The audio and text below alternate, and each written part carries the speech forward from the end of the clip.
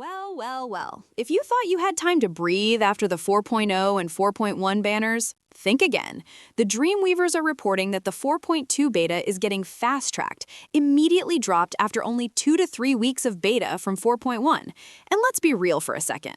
Huohuo is definitely playing mind games here. They're dropping the 4.2 dreams right when Sparksy and Yaoguang are on their banners. Why? Because they know Yaoguang's kit is unpredictable, and they need a Novaflare distraction to bait you into pulling on the debut banners instead of waiting for a rerun. It's a genius marketing move, and honestly, well played, Huohuo.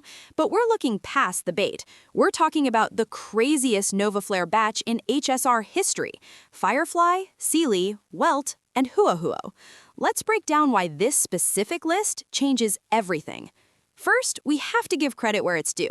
It used to take ages from version 3.4 all the way to 4.0 just to get a second batch of Novaflares, but a gap from 4.0 to 4.2, that is a massive win for the health of the game.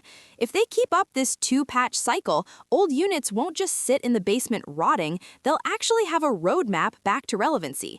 This batch is the most exciting one yet because every single unit has fun uncertainty baked into their rumors.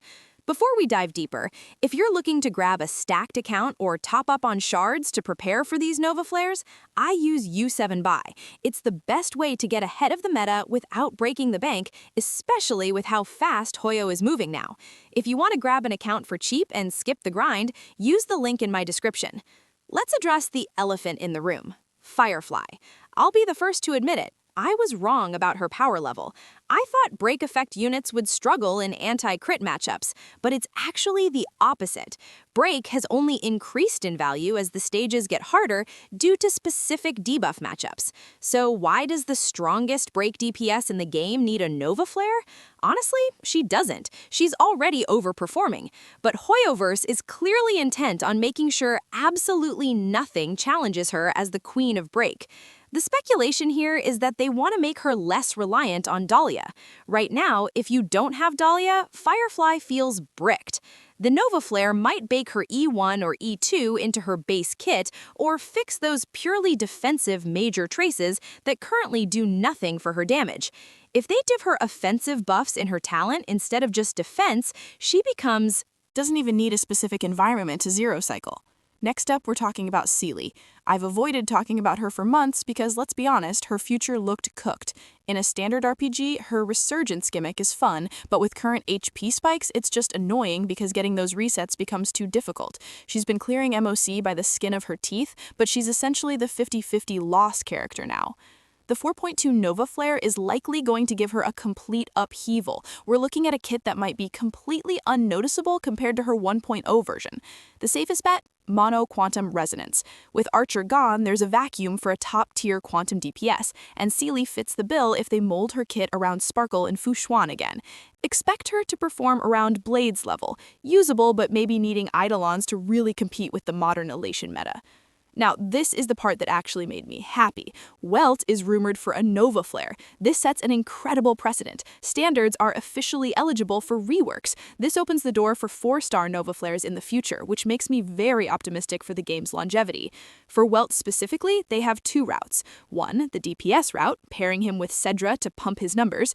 2, the Currency Wars route, which is the time travel mechanic.